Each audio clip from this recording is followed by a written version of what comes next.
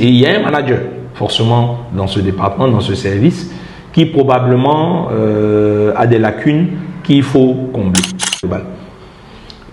Quand on fait une évaluation, on sait quel est le problème. Vous voyez ce que je veux dire? Donc, dès qu'on sait quel est le problème, nous, on va jusqu'à décomposer les résultats jusqu'au type de catégorie socio-professionnelle, au type de direction, au service, etc. Donc, c'est une analyse qui est très fine, qui va au dernier niveau dans la hiérarchie. Donc, quelquefois, on arrive à percevoir à quel niveau le problème se situe.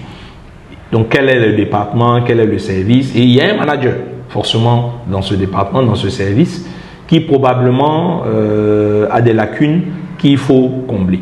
Donc, on va accompagner l'entreprise en formant ces personnes-là, plus spécifiquement sur les problématiques qu'on a observées, pour lui permettre de maîtriser ces problématiques-là et de travailler à les résoudre.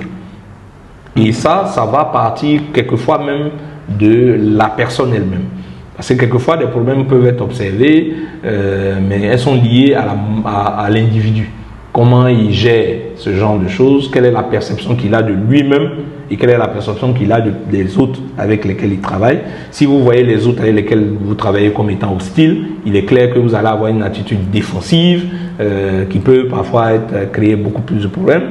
Si vous vous percevez comme au-dessus de tout, vous allez avoir une attitude beaucoup plus guindée, comme on le dit, et qui peut être mal perçue par vos collaborateurs, qui vont mal le vivre, et ça va créer des conflits inutiles.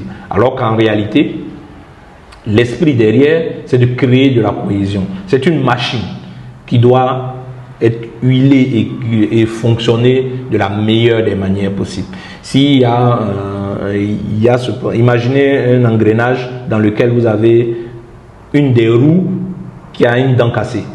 Forcément, ça va créer. Voilà. Donc on travaille justement à réparer ces dents cassées-là pour que le mécanisme fonctionne de la meilleure manière possible.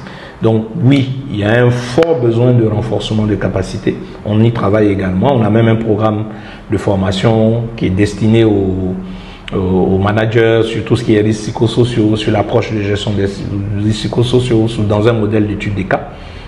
On a justement cet accompagnement des managers, parce que nous on peut faire des accompagnements. On a un programme sur une année avec des phases précises qui permettent donc aux managers de commencer un certain travail sur différentes dimensions qui vont lui permettre au bout d'une année d'avoir développé des compétences, plutôt que de faire quelque chose en une semaine ou 2 jours ou 3 jours.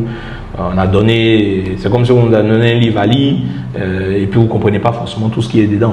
Voilà, donc on a ce travail-là qu'on fait également. Donc on ne se limite pas à poser du diagnostic, qu'à fournir de l'accès aux solutions donc de santé à travers les professionnels. On accompagne également le renforcement des capacités. C'est pour ça que je disais que Yodan, c'est une approche 360 de la gestion donc de la santé mentale en milieu professionnel.